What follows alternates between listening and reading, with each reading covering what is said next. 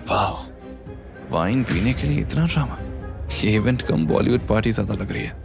वेद जब अंदर बढ़ा तो काफी लोग उसे देखने लगे, क्योंकि पूरी पार्टी में जहां लोग सूट बूट या डिजाइनर कपड़े पहनकर प्रोफेशनल लुक में आए थे, वहीं वेद सिंपल सी शर्ट पैंट पहने हुए था। वो चारों तरफ देखते हुए मन ही मन बोला, अवंतिका नानी ने कहा था कि कई दुश्मन हैं और मुझे सावधान रहना है। क्या वो लोग भी यहाँ हो सकते हैं? कियारा ने सबको दरवाजे की तरफ देखते हुए नोटिस किया तो उसकी नजर भी दरवाजे के पास पड़ी और वेद को देखकर ही उसकी भौहें तन गई। वो मन ही मन बुदबुदाई, इसे इतने ब्रांडेड कपड़े दिए हैं लेकिन यह वही पुराने कपड़े पहनकर आ गया। काश ये थोड़ा मिस्टर के जैसा होता। उनकी पर्सनैलिटी, उनकी प्रेजेंस, उनका अटायर ऐसा है कि किसी का भी ध्यान खींच लेता है। वेद की नजरें उसे ही ढूंढ रही थी, इसलिए कियारा लेडीज के पीछे छुपने लगी, लेकिन वेद ने उसकी ड्रेस नोटिस कर ली और उसके पास आकर बोला, हेलो, मैं आ गया। अब खुश तो बहुत होगी ना तुम? कियारा लो वॉइस में बोली, वेद ये हाई प्रोफाइल इवेंट है और तुम क्या पहन के आए हो, सब तुम्हें देख रहे हैं। वेद ने कंधे उचकाते हुए कहा, तो देखने दो, मैं देखने लायक ही चीज हूं। तभी एक आदमी ने वेद और कियारा को अप्रोच करते हुए कहा, एक्सक्यूज मी, आप वाइन टेस्ट करेंगे? हमारे पास इटालियन बुरालो और फ्रेंच बुराडियक्स की एक्सीलेंट कलेक्शन है। वेद ने वाइन की तरफ देखा और फिर मुंह बनाते हुए कहा, मैं ड्रिंक नहीं करता, कोई फ्रेश जूस मिलेगा? अब तो वेटर के साथ साथ पूरा क्राउड शॉक्ड था।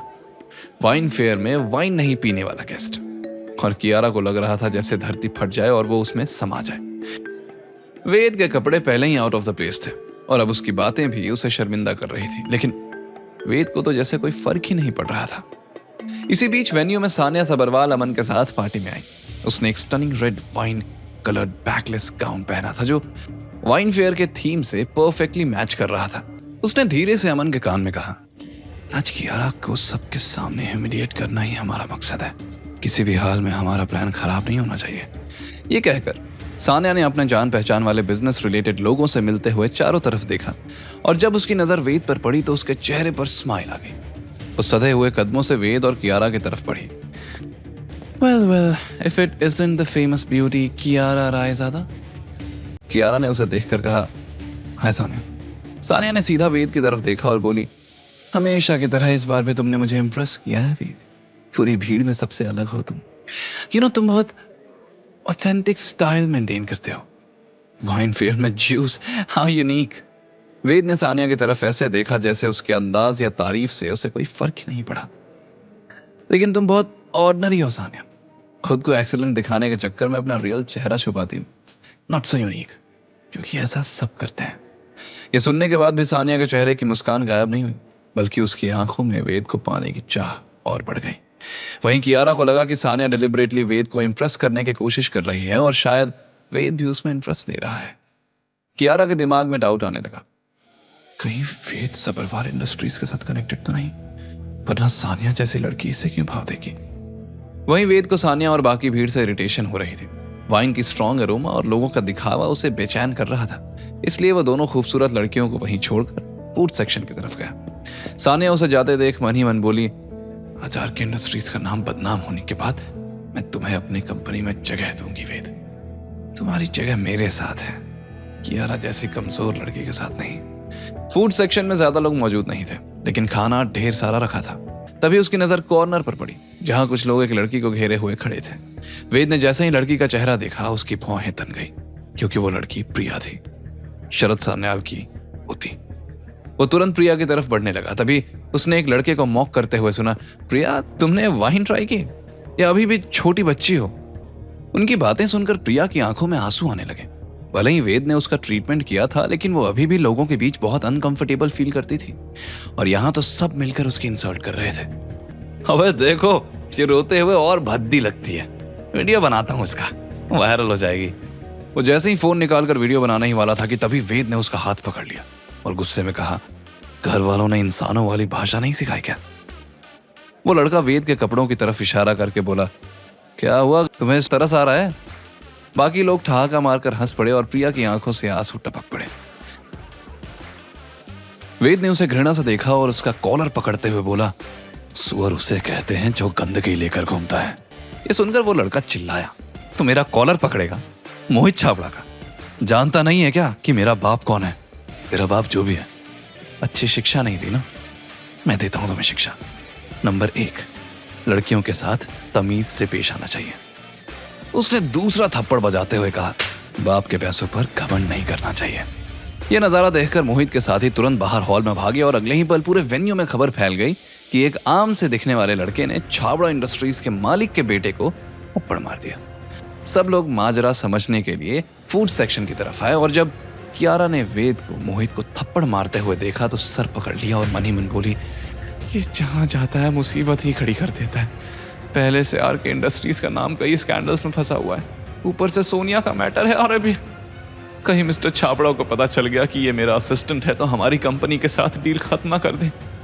इधर वेद ने मोहित को 4-5 थप्पड़ मारने के बाद छोड़ते हुए कहा, उम्मीद है यह शिक्षा जिंदगी भर याद रखोगे। तभी वहां मिस्टर छाबड़ा गुस्से से दंदनाते हुए आए, मेरे बेटे पर हाथ उठाने की हिम्मत कैसे हुई? कौन है बे तू? वेद ने सरकास्टिक टोन में जवाब दिया, मुझे पता नहीं था थप्पड़ मारने के लिए नाम पता बताना पड़ता है। किसने गलती की, मेरी बहन को इंसल्ट की और इसे उसकी सजा मिली। मोहित रोते हुए तुरंत अपने पापा के पीछे छुप गया। वही मिस्टर छाबड़ा वेद का एरोगेंस देखकर और भड़क उठे, तू जो भी है आज इस पार्टी से सही सलामत वापस नहीं जाएगा। तभी पीछे से एक कड़क आवाज आई, ये सब क्या हो रहा है? सबने उस तरफ देखा तो शरद सन्याल आ रहे थे।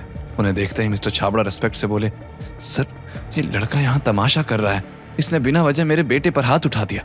तभी प्रिया भागते हुए शरद के गले लग गई और रोते हुए बोली, दादू ये लोग बुरे हैं, इन्होंने मुझे सुअर कहा और वेद भाई ने मुझे बचाया तो ये सब उन्हें भी परेशान कर रहे हैं। ये देखकर तो सब दंग रह गए, खासकर मोहित और उसके फ्रेंड्स। मिस्टर छाबड़ा का चेहरा भी सफेद पड़ गया। उन्हें एहसास हुआ कि उन्होंने कितनी बड़ी गलती कर दी। वहीं प्रिया की पूरी बात सुनने के बाद शरद गुस्से में गरजे, छाबड़ा तुम्हारे बेटे ने मेरी पोती की इंसल्ट की है, ठीक है, आज से मेरी कंपनी के तुम्हारी कंपनी के साथ सारे कॉन्ट्रैक्ट्स खत्म। यह सुनकर पूरी भीड़ में खलबली मच गई। वहीं कियारा सोच में पड़ गई कि वेद शरद की पोती को कैसे जानता है। मिस्टर छाबड़ा ने गिड़गिड़ाते हुए कहा, सन्याल साहब ऐसा मत कीजिए, मेरी कंपनी खत्म हो जाएगी। लेकिन शरद ने उसे इग्नोर कर दिया और प्रिया को सीने से लगाया। उसके बाल सहलाता रहा। बाकी बिजनेसमैन शरद को समझाने लगे कि यह छोटी सी बात है और मामले को यहीं रफा दफा कर दे। लेकिन शरद तेज आवाज में बोले, यहाँ सब जानते हैं कि मेरी बहू और बेटे का एक एक्सीडेंट में देहांत हो गया था। तब से मेरी पोती बीमार थी, 20 साल से ज्यादा हो गए। उसने मुझे दादू नहीं कहा था। उसकी बीमारी की वजह से उसका वजन बढ़ता गया, लेकिन ये मिस्टर वेद ही थे जिन्होंने मेरी पोती को फिर से बोलने और मुझे दादू बुलाने लायक बनाया। और आज मेरी पोती का मजाक उड़ाया गया। क्या ये माफी के काबिल है? मैं इन्हें माफ नहीं करूंगा और जो इनका साथ देगा उन्हें भी नहीं। बस उनका इतना कहना था कि सब पीछे हट गए और छाबड़ा समझ गया कि अब वो बर्बाद हो चुका है। वो अपने बेटे को घसीटते हुए वहां से ले गया। वहीं शरद ने वेद से कहा, थैंक यू वेद। वेद उनकी और प्रिया की तरफ देखकर मुस्कुराया। प्रिया की जगह अगर कोई और लड़की भी होती तो मैं भी यही करता। शरद ने हाँ में सर हिलाया। तभी वेद ने कियारा को अपनी तरफ आने का इशारा किया और कियारा आगे बढ़ने ही वाली थी कि अचानक किसी ने पीछे से आकर उसे हक कर लिया। पहले तो कियारा चौंक गई और फिर दूर हटकर देखा तो उसके सामने उसके बचपन का फ्रेंड रोहित खड़ा था। रोहित, तुम कब आए? तुम तो सिंगापुर में थे। वहीं वेद जो दूर से ये देख रहा था तेजी से कियारा की तरफ बढ़ा। पता नहीं क्यों उसके दिल में अजीब सी फीलिंग आई जैसे ही उसने उस लड़के को कियारा को हक करते हुए देखा। आगे की कहानी जानने के लिए देखें अगला एपिसोड सिर्फ पॉकेट एफएम के YouTube चैनल पर और के फॉर किंग के सारे एपिसोड्स को सुनने के लिए डिस्क्रिप्शन में दी लिंक से डाउनलोड करें पॉकेट एफएम ऐप।